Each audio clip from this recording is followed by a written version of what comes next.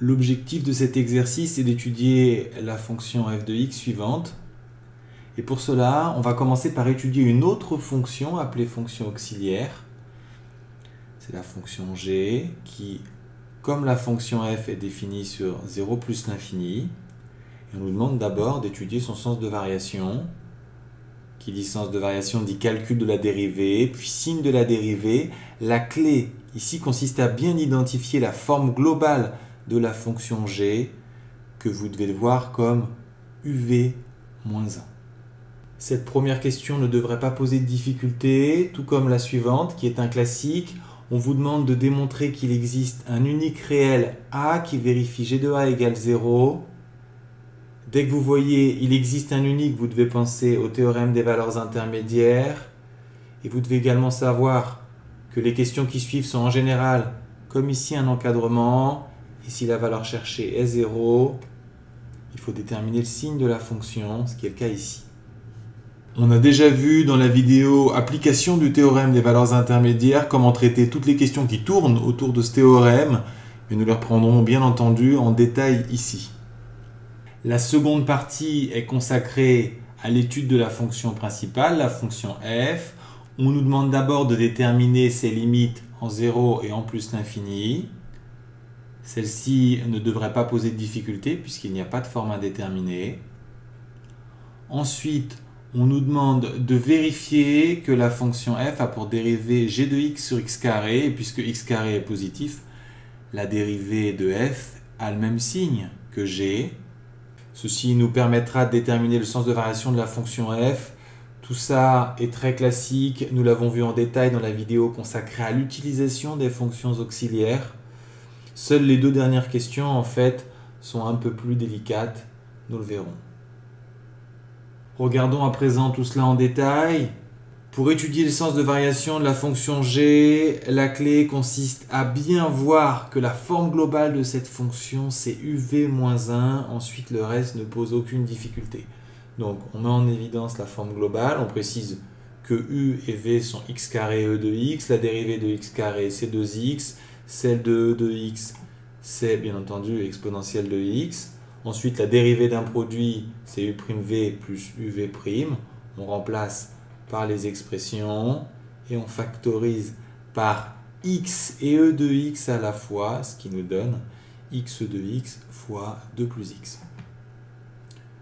Pour avoir le sens de variation, il nous faut ensuite le signe de cette expression et on n'oublie pas qu'on est sur 0 plus l'infini. Et sur cet intervalle, il est clair que e de x est positif, puisque de toute façon l'exponentielle est positif sur tous les réels. Ensuite, sur les positifs, x est positif, tout comme x plus 2. Donc finalement, ce produit de trois facteurs est partout positif. D'où le tableau de variation suivant. On peut noter que la fonction en 0 vaut clairement moins 1. La limite en plus l'infini, ici je ne l'ai pas noté, est évidemment plus l'infini puisque on a l'infini moins 1.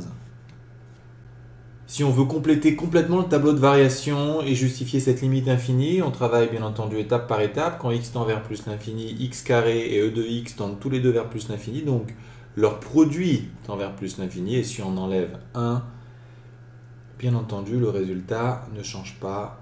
La limite de g en plus l'infini et plus l'infini, ce qui nous donne le tableau complet suivant. On se sert justement de ce tableau pour rédiger la question sur le théorème des valeurs intermédiaires. On indique le 0 cherché et le a. Et je vous rappelle que quand vous cherchez à résoudre une équation égale à 0, vous pouvez tout de suite rajouter une ligne supplémentaire dans votre tableau, puisqu'à la fin, il s'agira de déterminer le signe de la fonction. Pour la rédaction du théorème des valeurs intermédiaires, n'oubliez pas 3 hypothèses. La fonction doit être d'abord continue. Ensuite, elle doit être strictement monotone. Ici, elle est strictement croissante. Ne pas oublier de préciser que continuité et monotonie ont lieu sur un intervalle. Et enfin, il faut préciser que la valeur cherchée est une valeur intermédiaire. Ici, le 0 est bien compris entre moins 1, l'image de 0, et l'infini qui est associé à la limite de la fonction en plus l'infini. Il ne reste plus qu'à citer le théorème et à conclure. La question suivante, par contre, est extrêmement traite. Elle a l'apparence d'un classique, donner l'encadrement, mais ici on vous demande de démontrer l'encadrement pour la valeur A.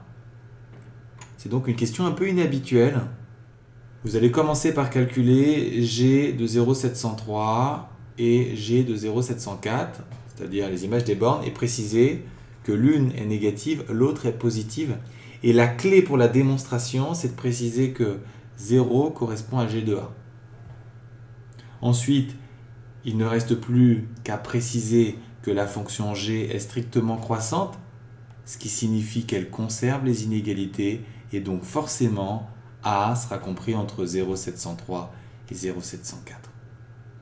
Enfin, pour déterminer le signe de G de X, surtout, vous ne faites pas de calcul, il suffit de lire le tableau de variation. Il est très clair que la fonction est négative sur 0A, positive sur A plus l'infini, ce que vous précisez par une phrase.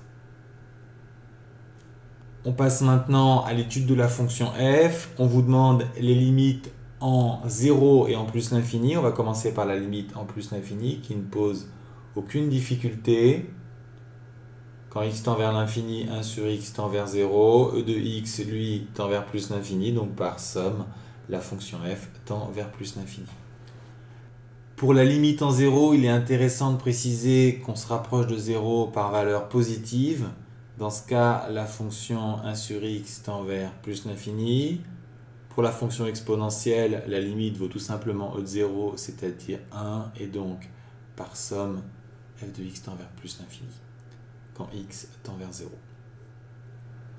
On vous demande à présent de démontrer que la dérivée de f est égale à g de x sur x carré.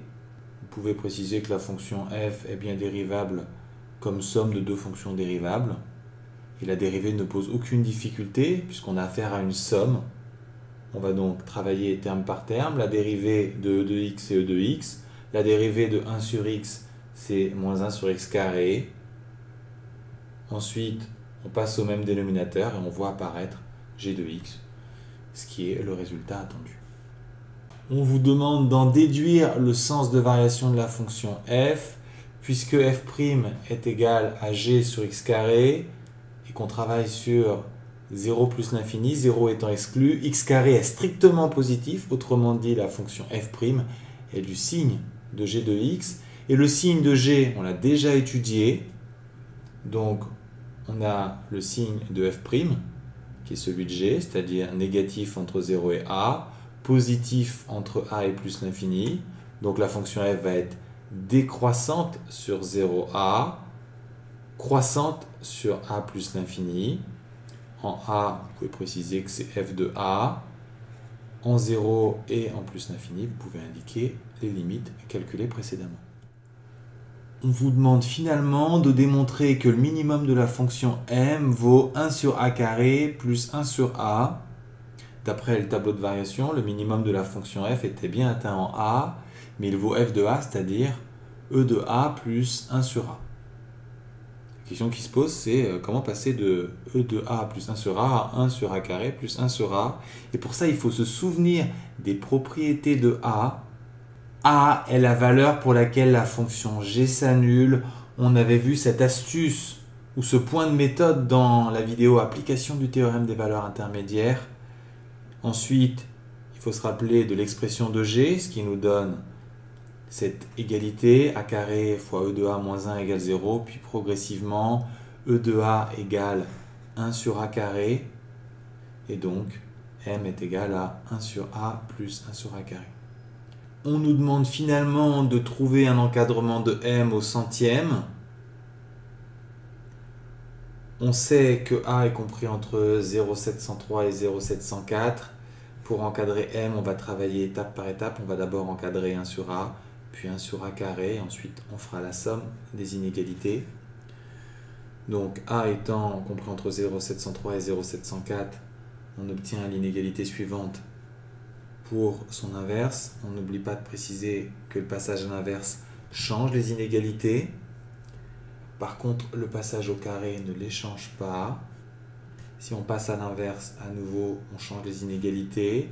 Si on ajoute finalement cette inégalité et celle-ci, on obtient un encadrement de m à 10-3 et en passant au centième, on obtient l'encadrement cherché.